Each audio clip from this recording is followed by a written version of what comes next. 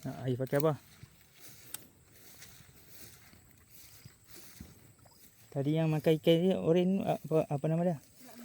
Lakbi eh. Tengok pakai apa? Tunjuk sikit. Apa nama? Ni bara. Bara. Lakbi hilang. Baling tengah pula.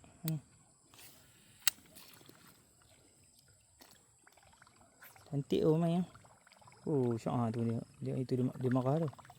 Kalau ada dia marah.